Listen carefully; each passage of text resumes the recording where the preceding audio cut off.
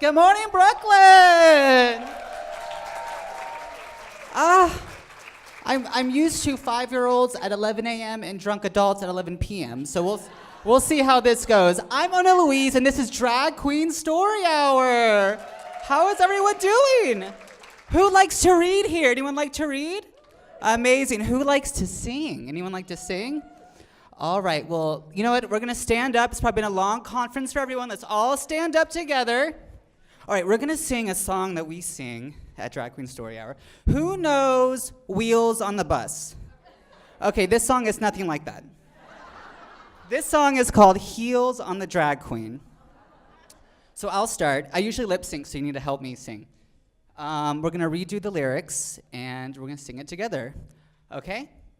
The heels on the drag queen go higher and higher, higher and higher, higher and higher. The heels on the drag queen go higher and higher, all through the town. All right, the hair on the drag queen gets bigger and bigger. Bigger and bigger, bigger and bigger. The hair on the drag queen gets all through the town. All right, the mouth on the drag queen goes blah, blah, blah. Blah, blah, blah. Blah, blah, blah. The mouth on the drag queen goes blah, blah, blah. All through the town. All right, the jewels on the drag queen go bling, bling, bling. Bling, bling, bling. Bling, bling, bling. The jewels on the drag queen go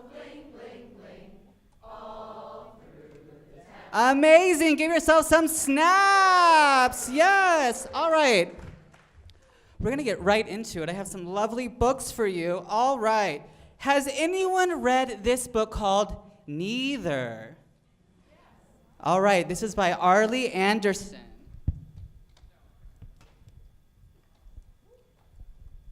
And the publisher is Little Brown & Co. I'm going to try to do this with a microphone. Let's see how it goes.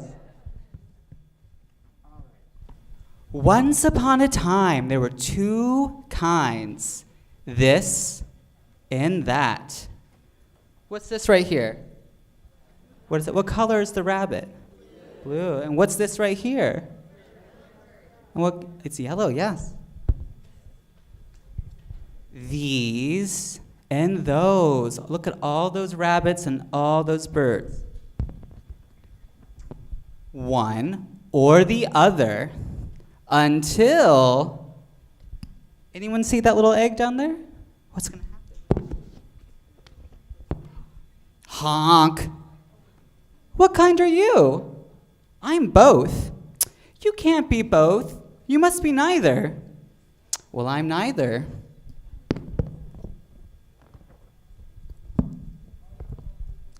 Neither tried to play this game. You can't play with us. You're not rabbity enough.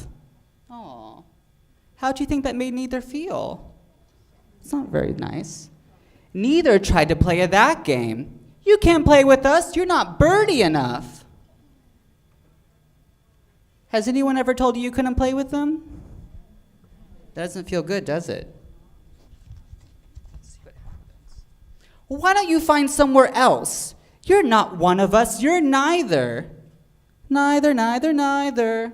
Look, they're teasing neither. Neither is flying far away. Where do you think neither's going? Where would you go if no one let you play with them? I wonder.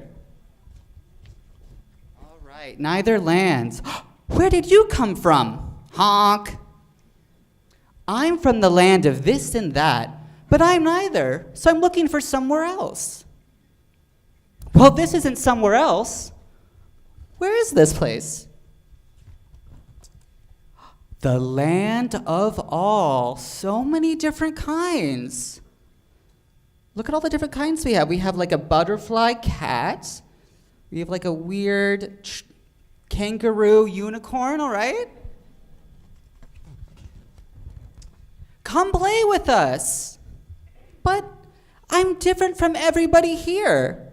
I'm not red, orange, yellow, blue, or purple. Exactly. What does that make, all those colors? A rainbow. Isn't it so beautiful when everyone's different and we have so many different colors? How beautiful a rainbow can be? It'd be really boring if it was all just red or all just yellow, right? Excuse us. Remember these two? Oh no. Excuse us. We're from the land of this and that, but we don't fit in at home. We're looking for somewhere else. But you said I was neither.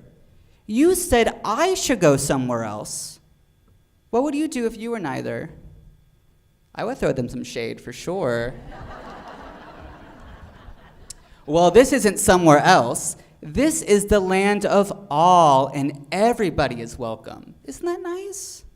Look at neither showing some compassion.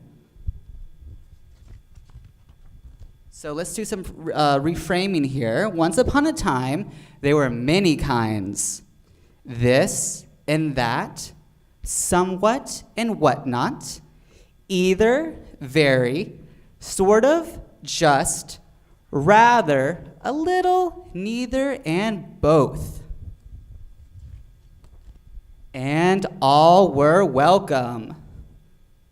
The end. All right, thank you. Has anyone felt like neither before, where you don't fit in? Yeah? You know, it's really important to surround yourself with friends and people that care about you and like you for who you are and accept you, right? All right, well, okay, we're gonna switch gears. Does anyone know what a drag queen is? Does anyone know? What's a drag queen? Someone who likes to dress up in clothes that don't fit their gender. All right, that's a really good answer. That's awesome. Well, you know what? We have this dragtivity book that Drag Queen Story Hour published explaining about what a drag queen is. What is a drag queen? Is it a type of dragon? What is a drag queen? Is it a ruler from a faraway land? No? It took me a minute to figure out ruler, queen. I got it. All right, drag is when you become one of your favorite made-up characters. And a drag queen is when you dress up to embody one of your favorite feminine characters or any other side of yourself you'd like to explore. You have this awesome symbol that you can create to embody your favorite female character. My name is Sonia Side Up. She's wearing some egg situation right here. You can also find your own drag name by picking your title, your first name, middle, and last name, then you put it all together. Then we have tons of crafts and activities that you can do to fill in your time. And that is our dragtivity book, and that is Drag Queen Story Hour for adults. So once again, I'm Ona Louise / Jonathan Hamilt. I'm one of the co-founders of Drag Queen Story Hour NYC, and I'm also here with my co-organizer and director of the New York City chapter, Rachel Aimee.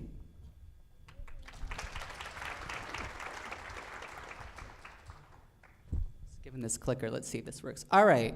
Radical programming in libraries. Here we go. All right. This is our mission statement.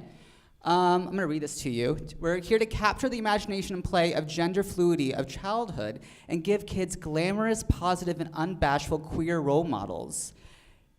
And in spaces like these, kids are able to see people for who they are and defy rigid gender restrictions and imagine a world where people can present as they wish.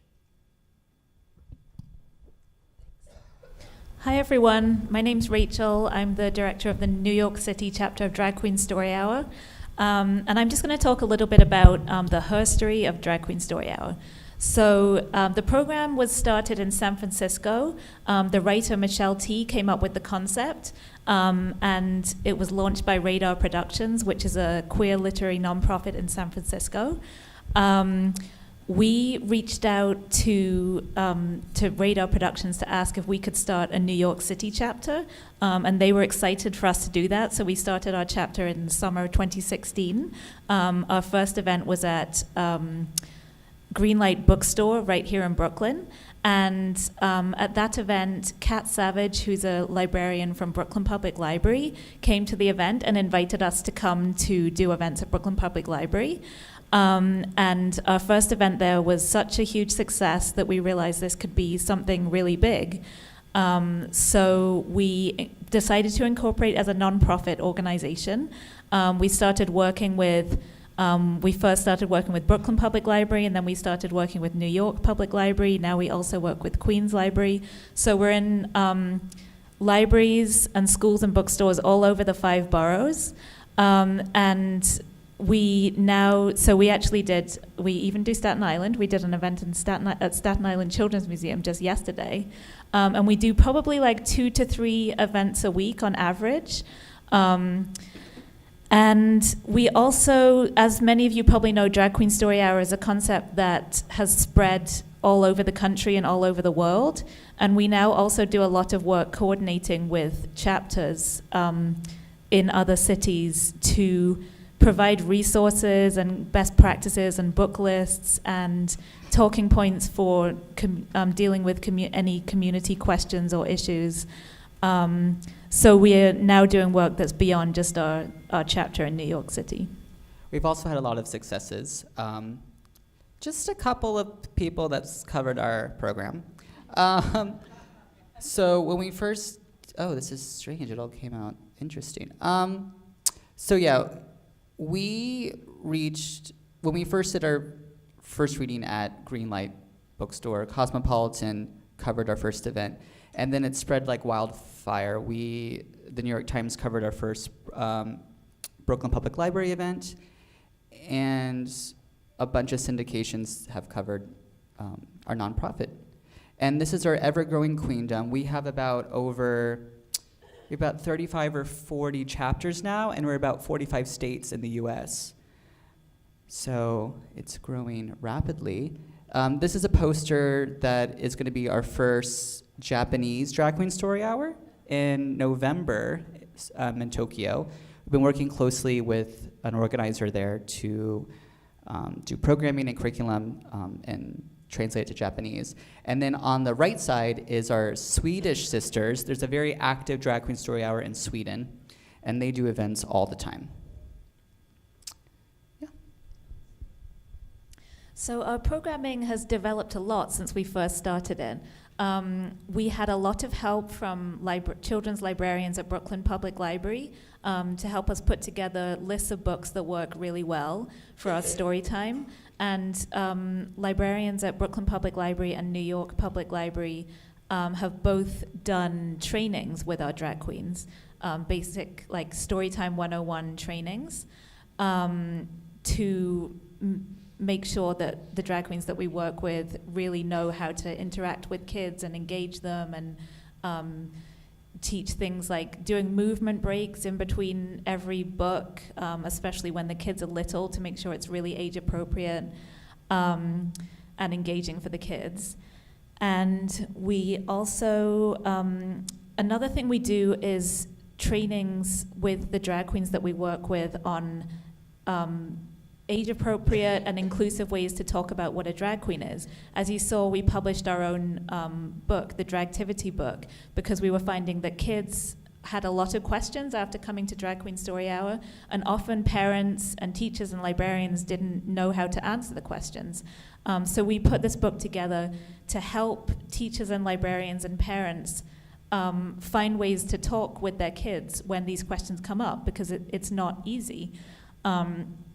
So one thing that we don't do at Drag Queen Story Hour is we don't define, a lot of people define a drag queen as a man dressed as a woman, and we don't define it like that because it's not the case for everyone, and we don't want to reinforce the gender binary. So we define a drag queen as someone who loves to dress up and often likes to wear a lot of makeup or sparkly clothes and things like that.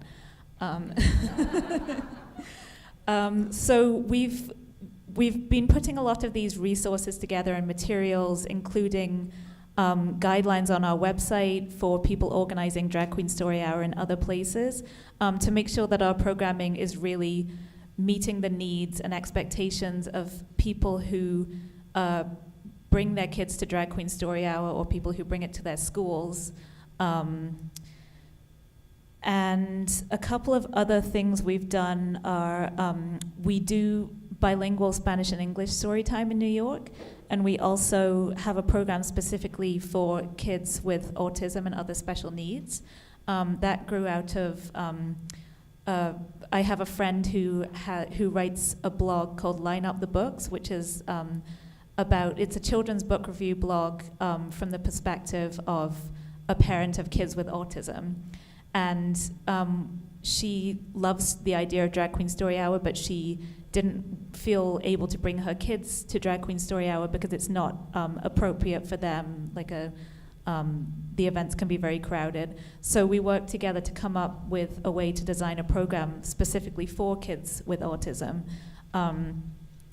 where space is limited and the books and craft activities are specially tailored, and the drag queens who do those events do special trainings on how to work with kids with autism. So we're always finding new ways to try and make our program as inclusive as possible and reach as many kids as possible. And then just a few other things that we're working on. We get a lot of requests from so we already do elementary school visits and find that they're amazingly successful. And we get a lot of requests from middle and high school teachers for us to come to their program. And so we're working on developing programs that are more appropriate for older kids and teenagers. One of those is we're working on book clubs as well. And we're also working on doing makeup tutorials and design and sewing workshops, partly as a way to reach slightly older kids, because we find that often the kids who come to Drag Queen Story Hour are really young, and we want to be reaching kids like 8, 9, 10, 11, 12, and even teenagers as well, because we want to spread our message of diversity and tolerance to all kids, not just 3-year-olds. All right, and here's just a list of some of our favorite books. We have, I guess, an unofficial, official book list that we've created along with the Brooklyn Public Library. These are some of our favorite titles that we read often in our readings. As you can see on the upper left is Neither.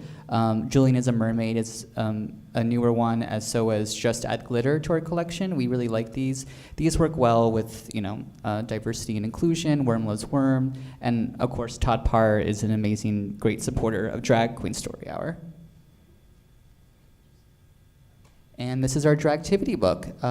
We also do activities and crafts after every reading, and we've been using pages from our Dragtivity book as like an interactive craft. So we want to move to questions? Yeah, if that's okay, because we have one right here, Barbara, right there. Thank you so much for being here. This is really important work. So my question was, do you have a bibliography or a book list? And yes, you do. So is that available to us digitally? Yeah, so on our website you can download the 2 different book lists for 2 different age groups that we have. Excellent. Thank you. Well, I have a question about people who object to Drag Queen Story Hour. How does your organization handle objections? We hand that off to the homosexual agenda. They take care of all of that. We have a lot of feedback, both positive and negative. The negative comments, we don't like to have fear-based thinking, so we kind of tackle whatever negativity that when it comes, we deal with it. If you've been reading the news or following us, there's been a lot of controversy in the South, in Louisiana, and Alabama, so we just kind of deal with it as it comes, and we just want to keep everyone safe and happy and have really strong programming. Yeah, and I think that there are 2 different kinds of negative feedback that we get. One is people who are just hateful and like homophobic and transphobic and proud of it, and those people, there's not really any point in trying to engage with them. There are also people who are like trying to be open-minded but just not sure if this is really appropriate for kids, and so then we'll explain, a lot of people associate drag queens with adult entertainment. So we'll explain, well, this is a program created for children. A drag queen reads children's books and sings children's songs. and it's completely created with children in mind. There's nothing of an adult nature about it. So yeah, in New York, we've only had one protester at a New York event in more than 2 years of programming, but it is something that happens with chapters in other countries, and we do provide resources and talking points for other chapters on our website. I'm writing a grant for the GSA in my high school, and I'm just wondering, they're in Staten Island, and I'm wondering whether you make visits to Staten Island high schools? Yeah, we'd love to. We are, as I said, we're still developing our programs for high schools, but we're almost ready. So yeah, definitely reach out to us. Can you tell us a little bit about the protests that you encountered here in New York? Okay. I was there. When I'm not Ona Louise, I'm Jonathan, and I'm producing, organizing the event. It was a different reader, and we just had one, crazy, fanatic protester come in and start screaming at us about an abomination and, all that great warm and fuzzies. But it was taken care of. Unfortunately, we found out later that the protester followed the drag queen home. And then that's when we had to regroup and talk to our board and really kind of hone in on having security at events and making sure the organizers walk the drag queens to their cab or the subway, and we're really making sure that there's no adults really need to come unless they have a kid with them. So yeah, that's. Hi, yes, could you please tell me, I currently live on the Bible Belt. Okay, so I'm in Georgia. And I'm kind of rural Georgia. I think this is an awesome idea. Love it. But or could you give me some advice on how to sell it to my principal? Yeah, we do have, we have some guidelines that we can send you, which when people want to organize their own events, that they reach out to us and we send you talking points and ideas for how to frame it. I'm from Georgia as well, originally, from Gwinnett County. Where in Georgia are you from? Oh, girl. All right. We'll have some Bloody Marys in the bar after this. So another good way, to I guess, sell the program in your libraries is analytics. It's every time we do a story hour, new brands, they're your program exceeds the number of attendees in any other story hour ever. They can bring in magicians, and a drag queen will draw in more of a crowd than anyone else. They do it at the Atlanta Fulton Ponce de Leon branch, and they also do it in another small town, Petticoat Junction or something, I don't know. But, strength in numbers, horizontal expansion, reach out to the other librarians who've done it, see how they sold it to their, their principals and administration, and. And also another thing is to say that for every person who speaks out against it, there are a lot more people who really are so excited and grateful to you for doing it. And those people will, just be so grateful to you for doing the program. I think my question is very similar, but when you do it at a bookstore or a public library, it's by choice. People are coming that want to see it. So if we bring it to our school, we present to either the whole school. So do you recommend that we let parents know, or just do it and then see what happens? This is definitely a tough one, and we do find, in New York City, we have no problem doing events in libraries, but when it comes to schools, we do have issues, and we've had quite a few teachers reach out to us wanting to do it, and then the school administration has shut it down. So we've had schools do it both ways. We've had some schools tell the parents and given the parents the option to opt out, and we've had some schools who have just gone ahead and done it and then told the parents afterwards.